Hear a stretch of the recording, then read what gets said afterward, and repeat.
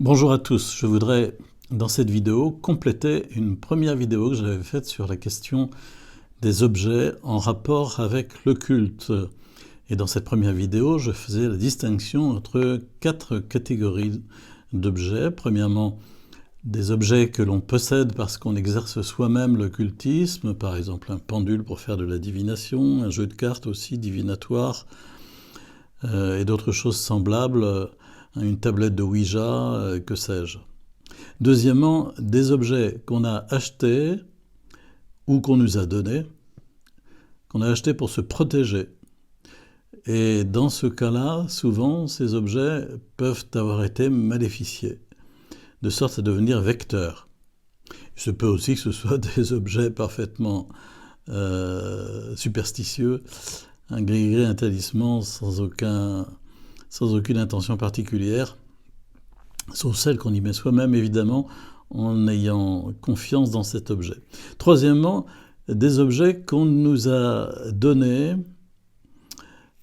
des objets qu'on a donnés soi-même pour faire un travail occulte sur soi.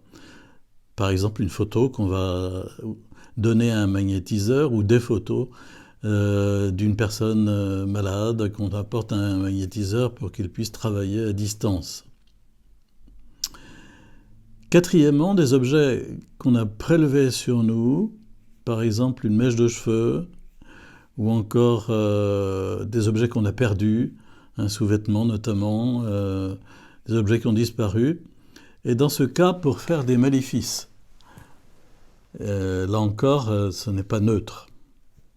En tout cas, dans tous ces quatre cas de figure différents, ces objets sont de toute façon des signes à portée symbolique, occulte, du moins dans l'intention, et il faut donc s'en débarrasser, il faut les jeter, il faut faire le grand ménage.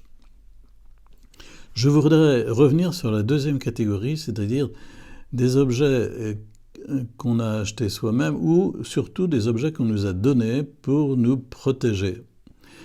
Donc ça concerne l'ensemble des objets qu'on a acquis pendant un parcours occulte, par exemple, quand on a séjourné longuement dans une secte ou bien dans un groupe avec des pratiques occultes, il se peut qu'on accumule ainsi un certain nombre de choses et lorsqu'il s'agit d'un parcours, il peut y en avoir plus qu'on ne pense. Ils peuvent se trouver dans différents lieux de la maison, au grenier, au garage, stockés dans des endroits dont on ne se souvient plus.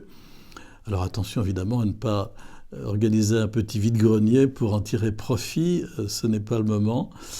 Mais il faut savoir que ça a plus d'importance qu'on ne peut le penser. Parce que parmi ces objets, certains peuvent avoir été maléficiés, c'est-à-dire chargés d'une intention magique en rapport avec les esprits, pour tenir captive la personne à qui ils sont transmis, captive dans tel ou tel domaine de sa vie.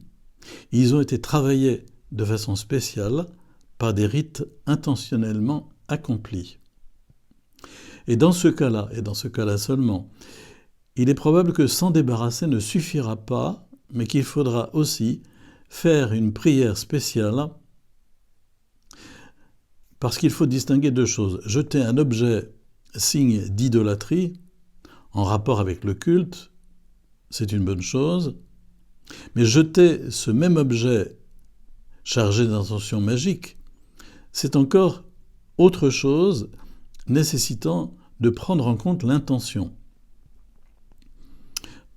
En plus, l'intention peut porter non seulement sur vous-même, mais sur votre entourage familial, votre entourage de travail, et donc ça peut avoir son importance.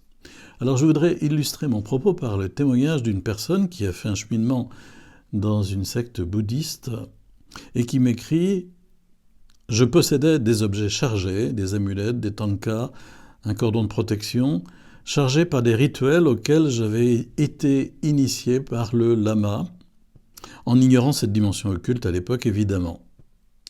Quand je les ai jetés, c'était après les prières de coupure de lien et de délivrance faite par un prêtre, prière qui avait pris en compte cet aspect.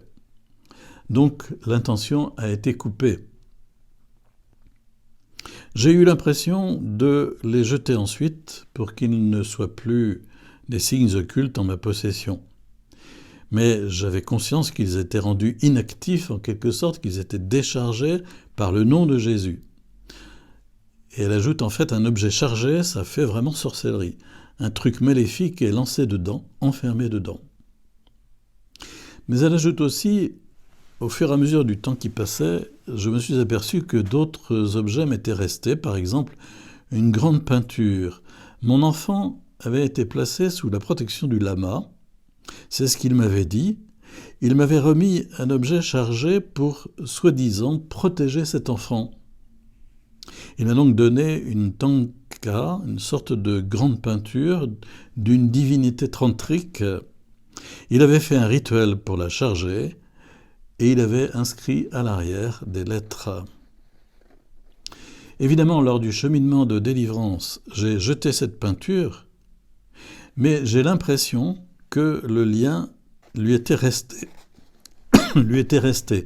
car mon enfant demeurait perturbé sans raison. Lorsque je m'en suis aperçu, j'ai donc récité une prière de coupure de lien que vous aviez mis dans le livret en demandant à Jésus de rompre tous les liens entre mon enfant et le lama, son rituel et cette divinité, le bouddhisme tantrique en général. Je dois avouer que l'enfant va vraiment mieux.